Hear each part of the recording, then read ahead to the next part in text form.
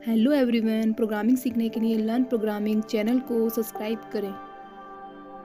Hello everyone, आज का हमारा टॉपिक है कॉल बाय रेफरेंस होता है क्या, इसको हम देखेंगे और साथ में एक छोटे से प्रोग्राम के थ्रू हम समझेंगे कि कॉल बाय रेफरेंस वर्क कैसे करता है। तो चलिए हम स्टार्ट करते हैं। In call by address we passes the address of normal variables to the calling function. Call by reference में क्या होता है कि जो भी नॉर्मल वेरिएबल्स होते हैं उनके एड्रेस को कॉलिंग फंक्शन के थ्रू पास किया जाता है। लेकिन हमने लास्ट वीडियो में कॉल बाय वैल्यू के बारे में देखा था, तो उसके अंदर क्या होता है कि जो भी नॉर्मल वेरिएबल्स होते हैं उनकी वैल्यू पास की जाती है कॉलिंग फंक्शन के थ्रू। तो इसमें यह डिफरेंस होता है। देन हम इसके बाद में सेकंड पॉइंट देखते हैं। In call by address the actual value of variables changed using formal argument. Call by reference में क्या होता है कि जो भी वेरिएबल की एक्चुअल वैल्यू होती है वो चेंज हो जाती है, क्योंकि यहाँ पे हमारे जो भी वेरिएबल्स होते हैं उनको कॉलिंग फंक्शन के थ्रू उनका एड्रेस पास किया जाता है डायरेक्टली, जिससे क्या होता है कि जो भी हम कॉलिंग फंक्शन के अंदर अगर कुछ चेंजेस करते हैं तो हमारे मेन फंक्शन के अंदर भी वो चेंजेस हो जाते हैं।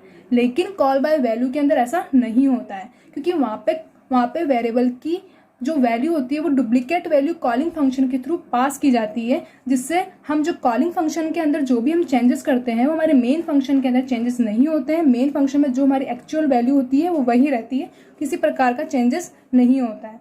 तो इस प्रकार से कॉल बाय वैल्यू और कॉल बाय रेफरेंस में डिफरेंस होता है। तो एक छोटे से प्रोग्राम के थ्रू हम समझते हैं कि कैसे हमारा कॉल बाय रेफरेंस जो है वो वर्क करता है। तो चलिए हम प्रोग्राम को देखते हैं। उसके लिए हमने सबसे पहले हेडर फाइल इंक्लूड कर दी है। देन हमने मेन फंक्शन से हमारे प्रोग्राम को हमने स्टार्ट किया है, ठीक है।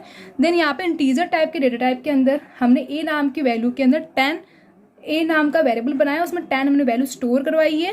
देन हमने प्रिंट ऑफ स्टेटमेंट का यूज करके वो 10 जो है ए की वैल्यू 10 उसको हमने प्रिंट करवाया है नॉर्मली, ठीक है। देन यहाँ पे हमारा जो फंक्शन का डिक्लेरेशन हुआ है, यहाँ पे हमने फंक्शन को डिक्लेयर कर दिया। हमने फन नाम का एक फंक्शन बनाया है, उसके अंदर एड्रेस ऑफ ए, क्योंकि यहाँ पे कॉल बाय रेफरेंस में वेरिएबल के एड्रेस को स्टोर किया जाता है, तो यहाँ पे हमने एड्रेस ऑफ ए यहाँ पे एड्रेस को पास किया है, ठीक है।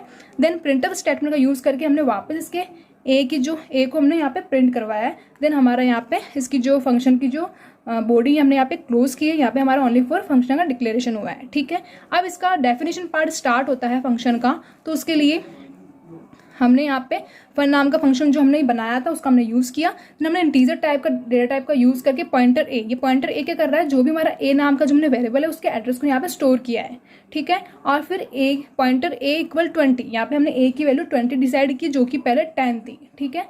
देन इसके बाद में हमने वापस प्रिंट ऑफ स्टेटमेंट का यूज करके ए की वैल्यू को हमने यहाँ पे प्रिंट करवाया। तो जब इसको एग्जीक्यूट करेंगे तो क्या होगा कि सबसे पहले हमने जो हमारा ए की जो वैल्यू 10 थी वो प्रिंट हो जाएगी, एज इट इज जैसे था वैसा का वैसा प्रिंट हो जाएगा।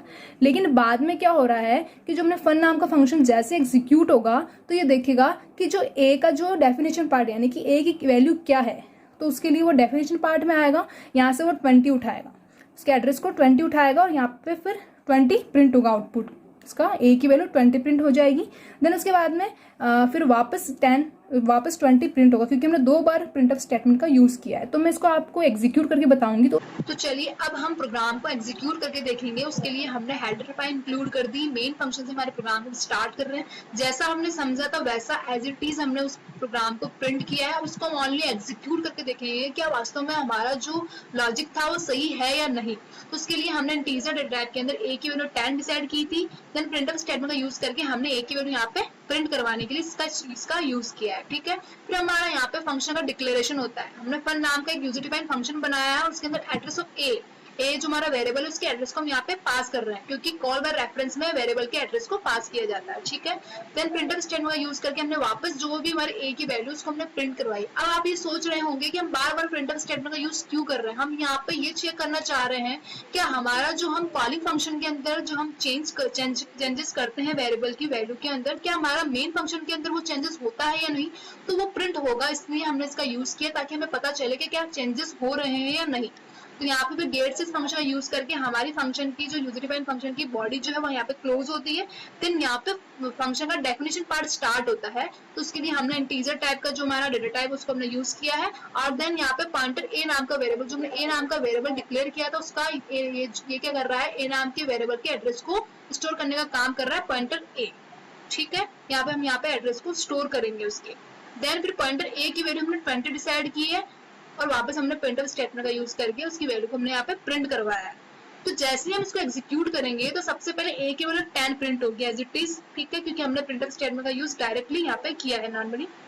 फिर बाद में जो हमारा यूजर डिफाइंड फंक्शन है तो उसके अंदर ए की वैल्यू 10 प्रिंट होनी चाहिए, लेकिन वो 10 नहीं होगी, वो 20 प्रिंट होगी। क्यों? क्योंकि जैसे हम इसको एग्जीक्यूट करेंगे तो ये चेक करेगा कि हमारा ए का जो डेफिनेशन पार्ट है वो कहाँ है, तो वहां से यहाँ पे आएगा और ए की वैल्यू उसको 20 मिलेगी और 20 प्रिंट हो जाएगी। क्योंकि कॉल बाय रेफरेंस के अंदर क्या होता है कि डायरेक्टली वेरिएबल के एड्रेस को पास किया जाता है, तो जो हम कॉलिंग फंक्शन के अंदर जो चेंजेस करते हैं वही हमारे मेन फंक्शन के अंदर चेंजेस हो जाते हैं, ठीक है।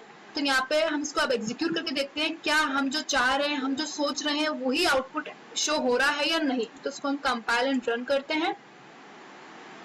तो देखिए आप यहाँ पे सबसे पहले ए की वैल्यू 10 प्रिंट हुई है, जैसा कि हमने यहाँ पे यूज किया था इसका प्रिंटफ स्टेटमेंट का, तो जैसा का जैसा यहाँ पे ए की वैल्यू 10 प्रिंट हो गई। देन वापस हमने यूजर डिफाइंड फंक्शन के अंदर जब वापस प्रिंटफ स्टेटमेंट का यूज किया तो यहाँ पे ए की वैल्यू 20 प्रिंट हुई। क्यों? क्योंकि कॉल बाय रेफरेंस के अंदर डायरेक्टली एड्रेस को पास किया जाता है, तो जो हम कॉलिंग फंक्शन के अंदर जो चेंजेस करेंगे वही हमारे मेन फंक्शन के अंदर चेंजेस हो जाते हैं। इसलिए यहाँ पे 20 प्रिंट हुआ और वापस हमने प्रिंटफ स्टेटमेंट का यूज किया तो वापस 20 प्रिंट हुआ। तो इस प्रकार से कॉल बाय रेफरेंस के अंदर मेन फंक्शन के अंदर वैल्यू चेंज हो जाती है, लेकिन कॉल बाय वैल्यू के अंदर ऐसा नहीं होता है। तो ये डिफरेंस होता है। तो आपको अच्छे से समझ में आ ही गया होगा कि कॉल बाय रेफरेंस में रेफरेंस वर्क कैसे करता है।